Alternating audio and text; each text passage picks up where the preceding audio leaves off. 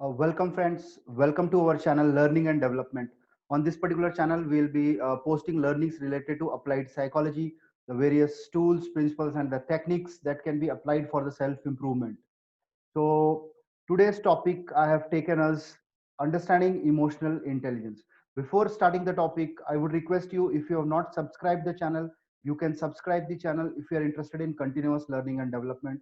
Also, you can press the notification bell so that you don't miss any particular videos. So let us start the today's session, emotional intelligence. Well, let us understand what exactly is emotional intelligence. The emotional intelligence is an awareness of your actions and feelings and how they affect those around you. Very important statement. Please try to understand. You need to be aware about your actions and feelings. When I talk about actions, you should be aware that, why are you doing those actions? Maybe are they feeling driven, or they are getting driven by your thought process, or what is the motive behind that? So it is not only the superficial awareness about your personality, but hardcore values of your personalities should be aware. You should be aware about your feelings, like what exactly you are feeling. Is this feeling because of the negative thought process, or because of the positive thought process you are getting some positive feeling? I mean, the reason behind that particular feeling should be clearly understood by you. It also means that you value others and listen to their wants and need. So if you consider yourself as an emotional intelligent person, these are the basic things should be there in your personality. Being aware of your actions and feelings. You've seen people, they get driven by the feelings and do some kind of a irrational behavior, especially when they become angry. They do some kind of a irrelevant irrational acts, and then afterwards they repent. So what is here to understand is that you should have a complete understanding of your own thought processes as well as your feelings. Let us understand more about these feelings and thoughts.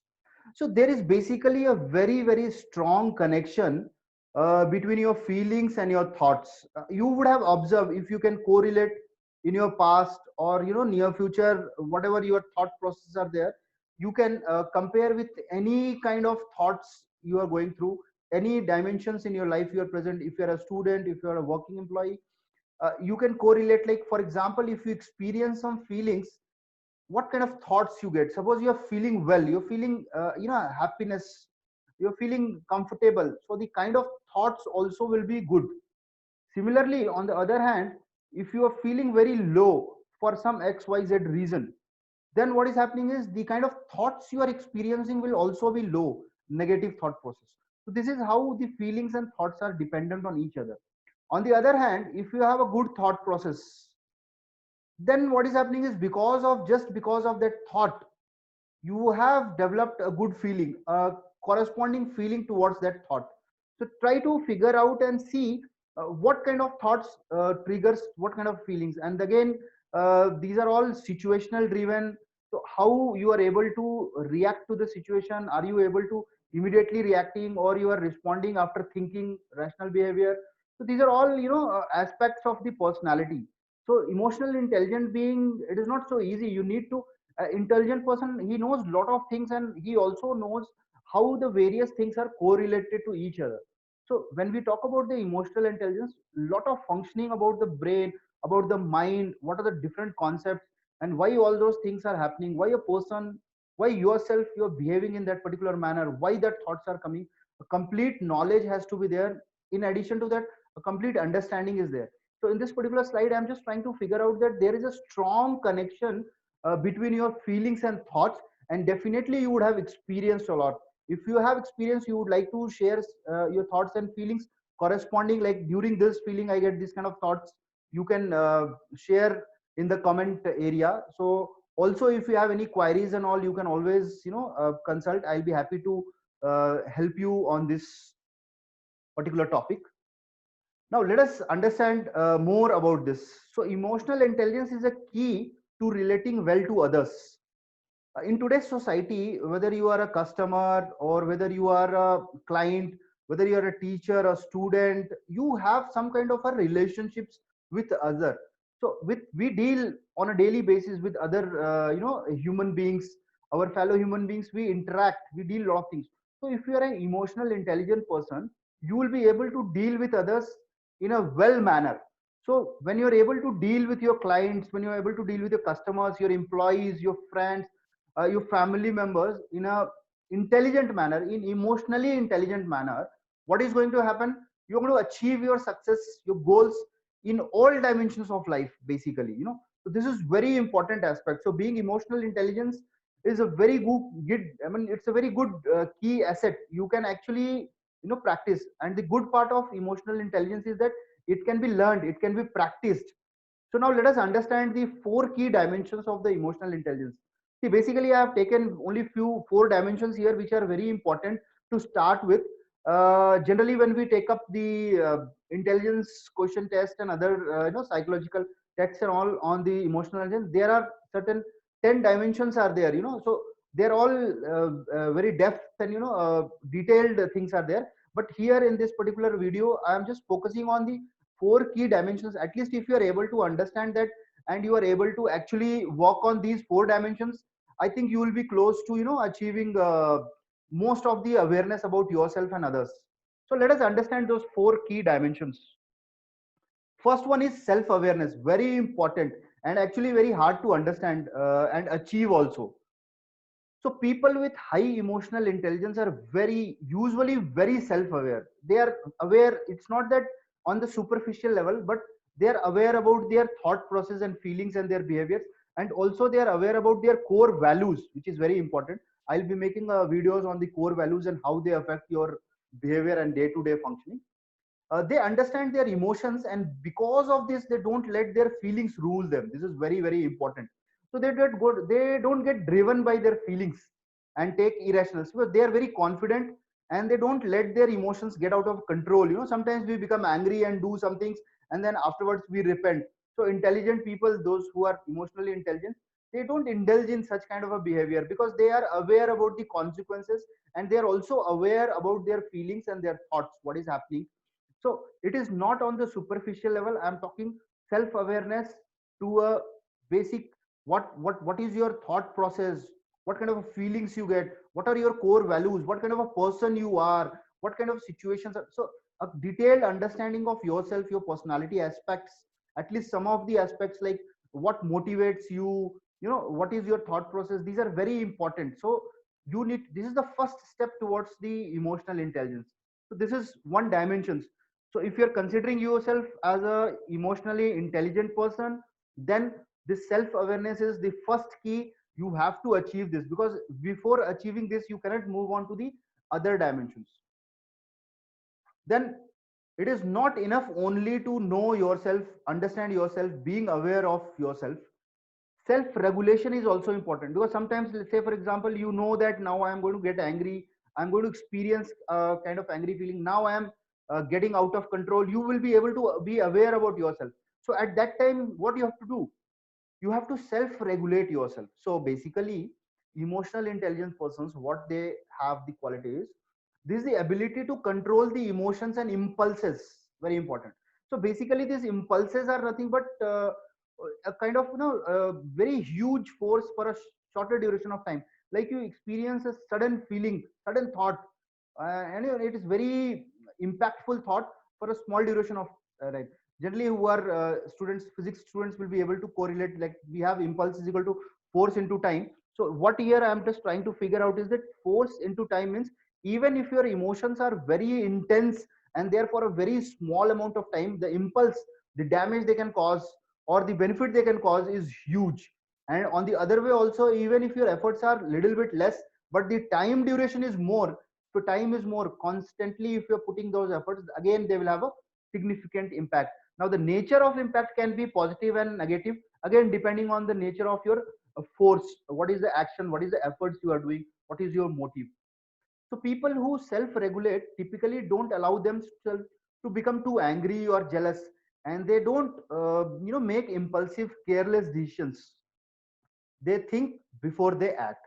So these are the two aspects of your personality. Even if you are able to achieve to an extent, to a degree of these two skills in your personality, you will be able to actually see that your locus of control, that is your thought process and your motivation part, is actually within your control. You are not getting affected by the outside situations much more. You have your own internal world very, very strong. So this is very important: self awareness and self regulation. The other two dimensions, let us see. The next one is motivation. I have made a detailed video on motivation, explaining the various aspects. But what exactly is motivation and what is that, you can understand from that video. But here I just like to highlight that people with a high degree of emotional intelligence are usually motivated. Now they are willing to defer the immediate results for a long term success. Means they don't go for immediate gratifications. Like they need, suppose they are going for some kind of an exam, let us say after 1 week or so they have some task or exam or some presentation or some task which they have to perform. So then don't waste their time for a week. They, they don't go out unnecessarily for, longer duration of time. They know the importance of that particular activity, and they sacrifice, they, immediate gratifications, they sacrifice and achieve their results. The reason is they are internally motivated. They don't get affected much from the external factors. So in the previous video which I made on the motivation, I have also discussed about the intrinsic motivation and extrinsic motivation. So the people who are intrinsic motivation, they have the intrinsic motivation drive. They are actually the people who will be constantly motivated, because your extrinsic motivation is not permanent. It will disappear if the external factors are removed. But when it comes to internal motivation is within your control. I have also discussed a concept called locus of control. That is very important. It is a philosophy of the concept that a people feel that the things are in their control and they can actually achieve certain things based on their efforts. So it's a very interesting concept. You can watch that video on motivation. You will get clear understanding on that. Coming back to this emotionally intelligent people, they are highly productive and they love challenges and they're very effective on whatever they do. Please understand, very, very important concept. So whatever the task they do, basically they are, very effective and they complete in time. So the emotional intelligence people, you have seen the three dimensions: self-awareness, self-regulation, and motivation. So now let us understand the fourth dimension. The fourth dimension is empathy. Now, here, empathy is the ability to identify with and understand the wants, needs, and viewpoints of those around you. And this is the biggest problem in almost all relationships. We are not able to understand others, whether it is a student or a teacher relationship, whether it is a boss or an employee relationship, or in the family members. The biggest problem are we are not able to understand their feelings. Like they give some message, they give some suggestions to us, they're talking to us, they're giving their viewpoints, but we are so rigid with our viewpoints. The neurons in our brains, our mindset is so wired that we are not willing to change. So I'll be also making a video on when I'll be making a video on neuroplasticity, I'll discuss this aspect. Basically what happens is we are not willing to listen to others viewpoint, because we are our neural connections, our wiring, our mind, our thought processes so much wired properly that it is not willing to take others opinion. So we are not open, very conservative kind of things will be there. So that will be able to understand in a better manner when I take up the concept of neuroplasticity. As of now, you can understand that we have a particular thought process, and we strongly believe that this is what is correct, and everything else is wrong and nothing much can be done, and this is what has to be done, this is impossible, that cannot be done. Like this kind of a mindset we develop, and based on that we start living within that particular circle. So what happens is we keep on forcing our thought process on others, and we blame that others are not understanding. See, others will never understand you. It is you who have to understand others. This is a simple philosophy. If you can understand, you will see that all the people are understanding you, because actually what happens is you have to listen to them, understand others. So as a result, what happens is these empathetic people are usually excellent at managing relationships, listening, and relating to others. You'll find them, always dealing with the people, and they are comfortable with most of the people. You will see that there are people, 90% of the people are there. You will see that they are able to, mingle with almost all people. They don't have trouble with other people also. So the reason is they're very emotionally intelligent. You will see that there are some few people, let us say out of 100 there are 10 people who are not able to mingle with others, but you will find that there are few people who are actually able to mingle and do properly with other people also, and very few people have a difficulty with dealing with them. So here what the concept you have to understand is, this is a very interesting skill, and most of the people lack this skill, and that's the reason one of the dimensions of emotional intelligence they are not able to understand. So here the focus here is, you need to understand others, then only you will be able to motivate them. And if you want to understand others, you need to first understand yourself. And this is the whole concept of applied psychology. All the tools and techniques you have to first apply on yourself, understand yourself in a better manner. The same concepts can be applied to the other person. Now, so basically let us understand what are the major components of the emotional intelligence person. So far we have discussed the four dimensions. Apart from that, there are a lot of other dimensions like resilience quality, how the ability to bounce back, the stress coping capacity. There are so many other dimensions, but these are the four dimensions which are very very important as an emotional person. Now, so what we have seen is the major components of the emotional intelligence person is: number one, knowing our own emotions. First thing, very very clear, because once you understand your emotions, you understand your thoughts, you understand your values, and everything is correlated. Then comes managing our own emotions. If you are able to manage your own emotions, you are in the list of emotional intelligent people. Motivating ourselves and others, the third component. The fourth component is recognizing others' emotions. This is slightly advanced level. You know, to recognize others' emotions, generally people who are into sales and front-end sales, they over a period of time, after dealing with a lot of people, they develop this quality, actually recognizing others' emotions. When they are on the sales process and all, they talk to people, they start understanding their others' emotions, and based on that, they have their sales speech and other things. Actually, very interesting. And the next level, which is very advanced level, is managing other emotions. Very interesting. So if there is an intelligent person, he will be able to manage others emotions also to an extent. So this is, you actually understand their emotions, and you are able to manage their emotions for your desired way, your desired outcome. And that's how the whole concept of emotional intelligence person is there. So my just suggestion is, you can figure out at what stage you are there when it comes to emotional intelligence, because the general intelligence, we all work, we are doing a lot of analysis, the analytical brain is very sharp, the IQ we talk about, the whole focus is more on developing the other part of the brain, that is the left hemisphere of the brain, which is more into analytical and all, that I have discussed in the small video which I have made on creativity. So when you understand, you will be able to see how it is important. So here also, if you want to have a complete picture, complete scenario, how exactly a complete emotional intelligent person is there, these are all the major components are there. So you can identify at which stage you are there and where you need to work in on that. And yes, the good point about the emotional intelligence is that it can be learned by practice. And yes, of course, you need to understand certain other things also to master the emotional intelligence. And these are some of the presentations also which I generally give, and I'll also look forward to make some videos. If you are looking forward to become an emotional intelligence person, the core values, your belief system, your schemas, that is the mental image we carry for different things, the self concept, and the conflict in mind and theories of learning.